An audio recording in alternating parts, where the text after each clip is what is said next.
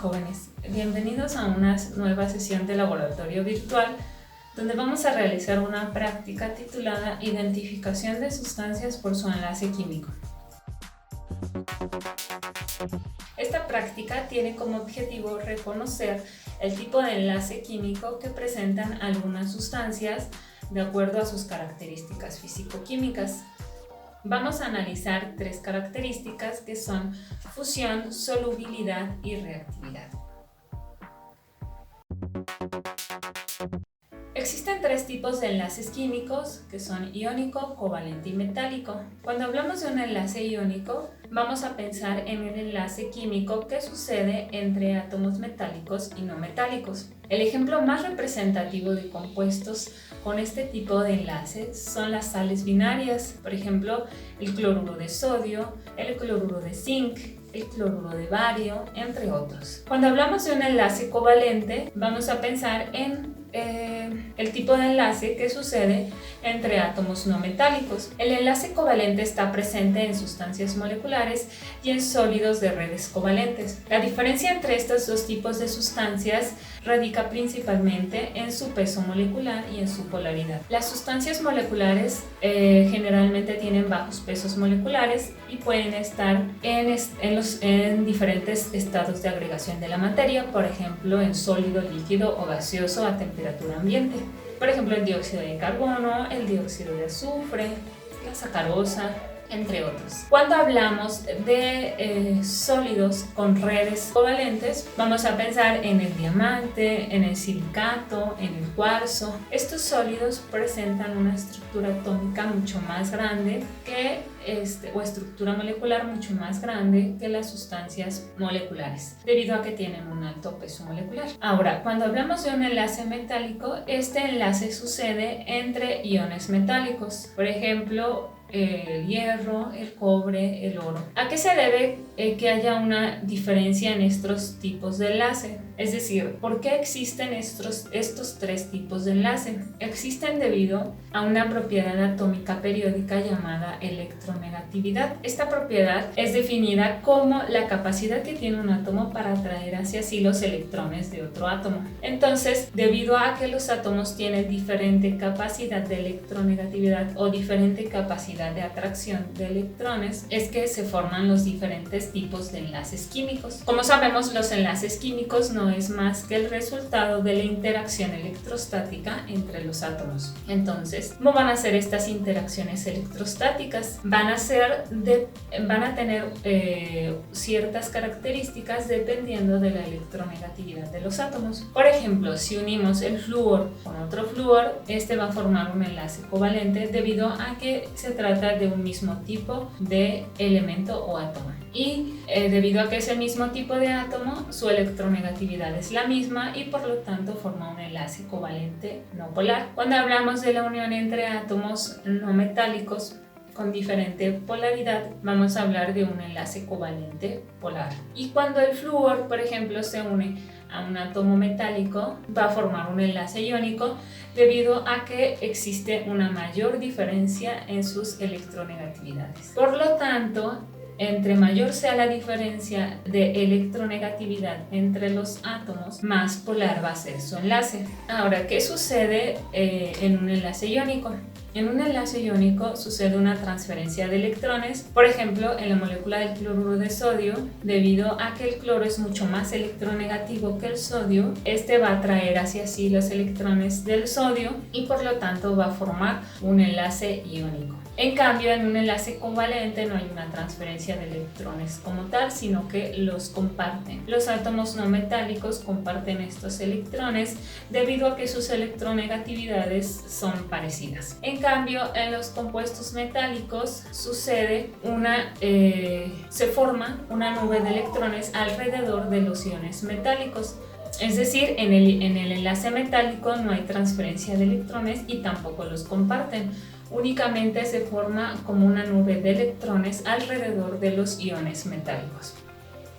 Y claro, estos electrones están siendo atraídos por los núcleos atómicos positivos de los metales. Estas características que presentan los átomos de unirse con diferentes interacciones electrostáticas dan las características principales en la naturaleza, que vamos a ver más adelante. Por ejemplo, los compuestos iónicos tienen las propiedades de ser sólidos a temperatura ambiente, forman redes cristalinas ordenadas, tienen puntos de fusión y ebullición altos, son buenos conductores de la electricidad cuando se encuentran en solución, tienen elevada dureza, fragilidad, son solubles en disolventes polares e insolubles en disolventes no polares. En cambio, cuando hablamos de compuestos covalentes, estos van a tener propiedades diversas dependiendo de su peso molecular y su polaridad, ya que como vimos pueden formar redes covalentes grandes o pueden estar en forma de sustancias moleculares. Por lo tanto, los compuestos covalentes pueden estar en estado sólido, líquido o gaseoso a temperatura ambiente y puede ser que también en ciertas situaciones se disuelvan en solventes no polares. Sin embargo, en solventes polares son insolubles y en el caso de los específicamente las redes covalentes, estas son insolubles prácticamente en cualquier tipo de disolvente y sus puntos de fusión y ebullición son altos. Sin embargo, los compuestos covalentes presentes en las sustancias moleculares, como ya habíamos mencionado algunos ejemplos anteriormente, como el dióxido de carbono, el dióxido de azufre, es decir, sustancias con pesos moleculares pequeños, van a ser solubles en solventes no polares. Algunas propiedades de los compuestos metálicos son que forman redes cristalinas metálicas en las cuales los cationes se hallan perfectamente ordenados en el espacio, presentan una alta conductividad eléctrica y térmica, tienen brillo metálico, altos puntos de fusión y ebullición y pueden formar hilos o láminas. Entonces, todas estas propiedades que presentan los compuestos son precisamente debido a ese tipo de enlace que está presente en su estructura, ya que, como mencionamos, las fuerzas de atracción entre los átomos o las interacciones electrostáticas entre los átomos les confieren estas características específicas en la naturaleza. Estas propiedades que presentan todos los compuestos han sido aprovechadas durante mucho tiempo a lo largo del avance de la tecnología, ya que, por ejemplo, se han construido una gran diversidad de materiales que aprovechan todas estas propiedades físico-químicas. Gracias al estudio de esas propiedades y gracias al estudio de la estructura atómica es que actualmente es posible diseñar una gran cantidad de materiales con características específicas de aplicación tecnológica, como es el caso de aviones, coches de carreras, los materiales utilizados en los equipos para procesos industriales, como son los materiales de los evaporadores, que tienen que ser resistentes a altas temperaturas, entre otros. Por eso es que es importante entender la estructura atómica de los compuestos y su comportamiento químico en la naturaleza. Jóvenes, en esta ocasión vamos a ver algunas características que presentan los compuestos con diferente tipo de enlace químico. Como sabemos, existen compuestos iónicos, compuestos covalentes y compuestos con enlace metálico. Entonces vamos a analizar algunas propiedades físico-químicas que estos pudieran tener y entonces de esa forma identificar el tipo de enlace que está presente en ellos. Entonces vamos a empezar con los compuestos iónicos y vamos a analizar su solubilidad con respecto al agua. Aquí ya en los tubos tenemos algunas sales, como es el caso de el cloruro de potasio, el cloruro de sodio, fluoruro de sodio y cloruro de zinc. Vamos a empezar con el cloruro de potasio para ver cómo es su solubilidad en el agua. Como sabemos, los compuestos iónicos, cuando se solubilizan en agua, se ionizan, es decir, se separan sus iones, el catión y el anión se separan y por lo tanto sucede la solubilización. Entonces vamos a iniciar con el cloruro de potasio y vamos a agregar un poquito de agua para que veamos su solubilidad.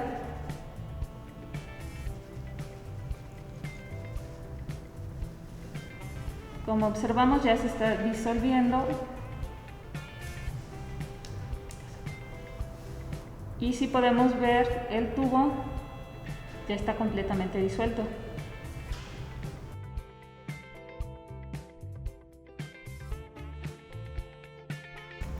Ahora, si observamos otro compuesto químico, igual que pertenece al grupo de sales inorgánicas y que tienen por supuesto enlace iónico, vamos a ver que sucede lo mismo cuando lo ponemos en contacto con el agua, como es el caso del fluoruro de sodio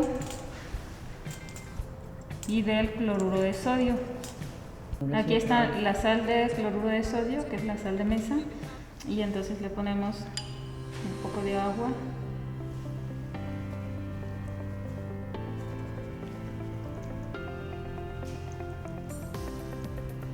Y observamos que se disuelve poco a poco con la agitación y ya está totalmente disuelta. Entonces aquí observamos que el tubo ya está, la sal está completamente disuelta en el agua. Entonces esto va a pasar en todos los compuestos iónicos, solo que el tiempo en que se disuelva va a variar. Este es un fluoruro de sodio, donde los cristales son más blanquitos. De igual forma le vamos a agregar un poco de agua para ver su solubilidad. Y si observan también en el fluoruro de sodio se disuelve muy rápidamente en agua, ya que se ioniza.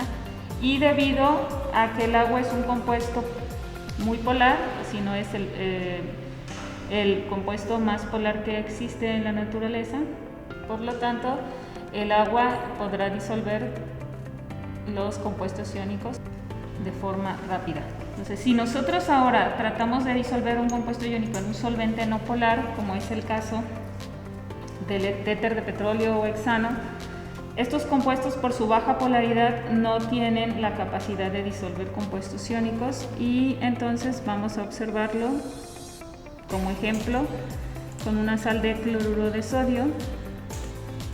En la campana de extracción le vamos a agregar un poquito de éter de petróleo para que podamos ver que no se puede solubilizar debido a que el éter de petróleo tiene muy baja polaridad.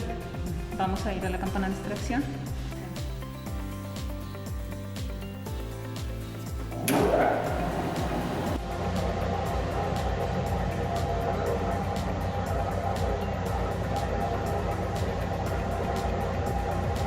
Ya estamos aquí en la campana de extracción y vamos a poner un poco de éter de petróleo a la sal de cloruro de sodio.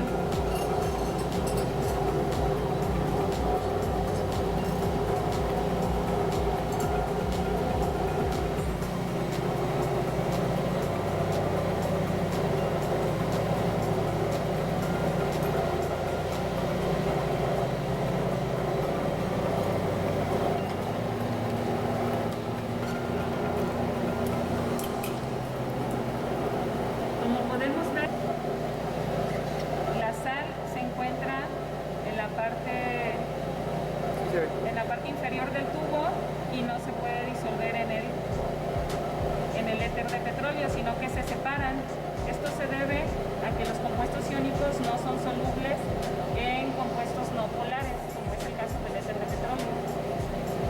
Okay. Bueno, entonces ahora vamos a regresar a nuestra mesa de trabajo para hacer las otras pruebas.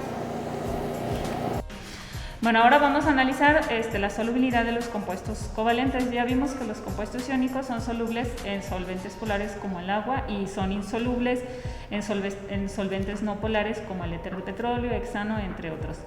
Entonces ahorita vamos a tratar de disolver algunos compuestos covalentes en un solvente polar como el agua.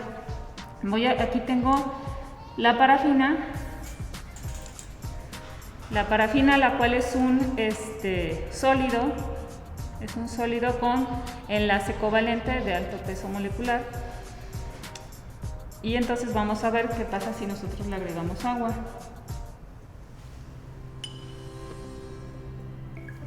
Podemos ver que no se puede solubilizar. A ver, veamos solubilidad de la parafina en benceno. ¿Cuál es el compuesto no polar?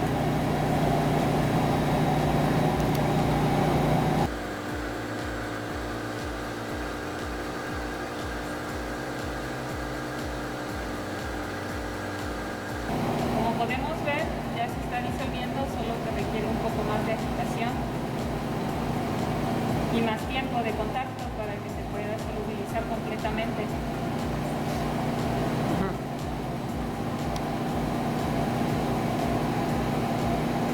Y si podemos ver, ya está completamente disuelto. Ahora vamos a analizar las propiedades de conductividad de algunas soluciones que tienen compuestos iónicos y compuestos covalentes. La conductividad la vamos a analizar en soluciones porque los compuestos iónicos no conducen la electricidad en estado sólido, sin embargo en soluciones sí la conducen. Lo vamos a ver aquí. Aquí tengo unas soluciones de cloruro de potasio, de cloruro de sodio, que serían las soluciones con compuestos iónicos. Vamos a ver su conductividad a partir del encendido de un LED. Aquí tenemos una pila que tiene conectado un LED, y entonces vamos a colocar el cable dentro de las soluciones. Vamos a empezar con las de compuestos iónicos. Con este de cloruro de sodio lo vamos a colocar dentro. Bueno, ahora vamos a ver las características de conductividad de los compuestos iónicos. En este vasito tenemos cloruro de sodio y vamos a ver si conduce la electricidad a partir de el encendido de este LED que se encuentra en este vasito. Entonces, cuando yo haga contacto con la solución del cloruro de sodio, esperamos que se encienda, porque en teoría los compuestos iónicos disueltos o en solución conducen la electricidad. No así si lo hacemos con un compuesto iónico sólido. En estado sólido no pueden conducir la electricidad. Entonces, si observamos, ya hice contacto con la solución de fluoruro de sodio y el LED encendió. Y si quito el contacto con la solución, el LED se apaga.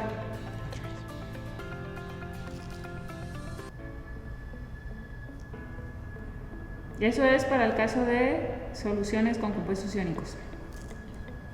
Y en este vasito teníamos fluoruro de sodio. Ahora, si ponemos otra solución salina, como es el cloruro de sodio, también vamos a observar el mismo efecto. Esta es solución con cloruro de sodio.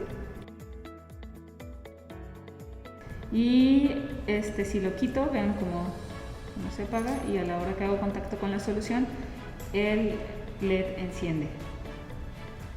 ¿De acuerdo? Ahora vamos a ver un ejemplo de un compuesto con enlace covalente, como es el caso del benceno. El benceno, debido a que tiene un enlace covalente, no conduce la electricidad, y como podemos observar aquí tenemos un poco de benceno. Y antes de hacer contacto con el benceno, el circuito, el LED está apagado. Y ahora, si hacemos contacto, vemos que no enciende el LED, como en el caso de las sales, donde vimos, por ejemplo, el cloruro de sodio, y otras sales. Esas en solución sí conducían la electricidad, y lo comprobamos porque encendía el LED. En este caso el LED no enciende, aunque yo esté haciendo contacto del cable con el benceno, debido a que no conduce la electricidad. Continuando con nuestra práctica, vamos a analizar la fusión de algunos compuestos. En este caso aquí tenemos parafina, y vamos a colocar un poquito en un cubre objetos para poder ver la temperatura a la cual funde este compuesto.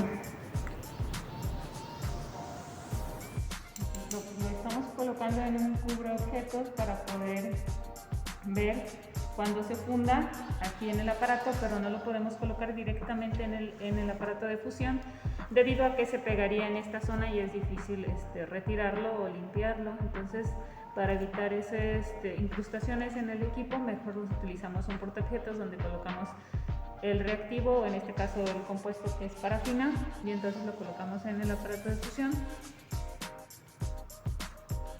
Lo ponemos en la parte del medio y de esa forma aquí en esta zona es donde calienta. Tenemos aquí que subir la temperatura por medio de esta perilla. Ahorita está en 0, lo vamos subiendo. Vamos a ponerlo en 5. Y entonces en esta parte donde está un termómetro, aquí vamos a ir viendo cómo sube la temperatura del equipo, y entonces cuando observemos que ya está fundido el reactivo, quiere decir que esa es la temperatura de fusión. Entonces no debemos de perder de vista el compuesto para que justamente donde empieza a fundir se registra la temperatura de fusión. Ahorita está a 40 grados.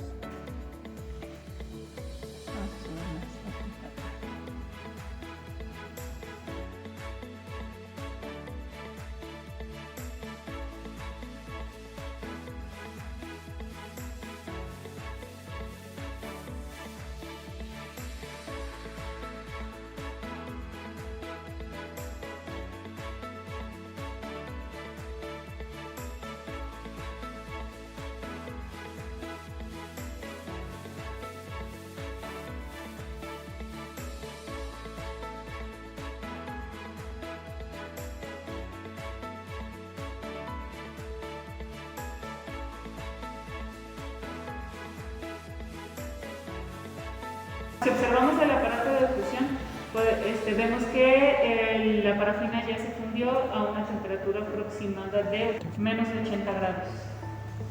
Ahorita estoy colocando cloruro de sodio para observar su punto de fusión.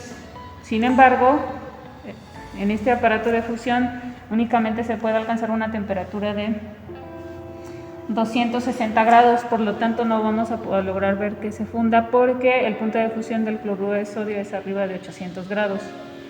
Esa es una característica que tienen los compuestos iónicos, que tienen altos puntos de fusión, a diferencia de los compuestos covalentes que tienen bajos puntos de fusión. De igual forma, los compuestos metálicos tienen altos puntos de fusión, llegando a miles de grados.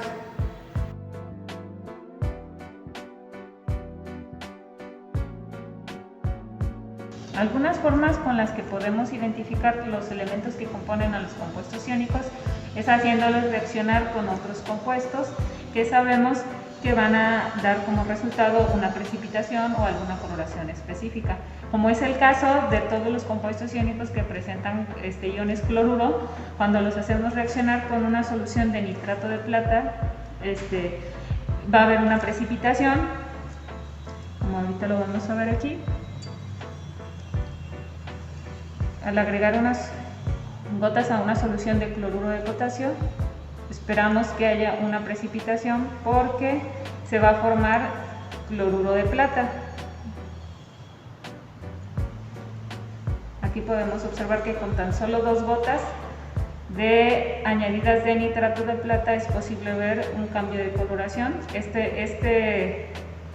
Esta coloración blanca indica la presencia de compuestos de cloruro de plata debido a la reacción de sustitución entre el cloruro de potasio y el nitrato de plata, dando como resultado el cloruro de plata, que se identifica con una coloración blanca. Esta reacción puede ser útil para identificar iones de cloruro en soluciones acuosas.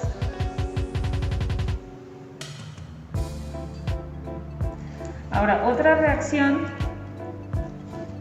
muy común es la reacción entre el ácido clorhídrico y los metales. Cuando nosotros hacemos reaccionar algunos metales, como es el caso del zinc, con ácido clorhídrico, aquí tenemos unos granulos de zinc, y si le mezclamos con ácido clorhídrico vamos a ver la liberación de hidrógeno. Entonces, para esto tendremos que ir a la campana de extracción.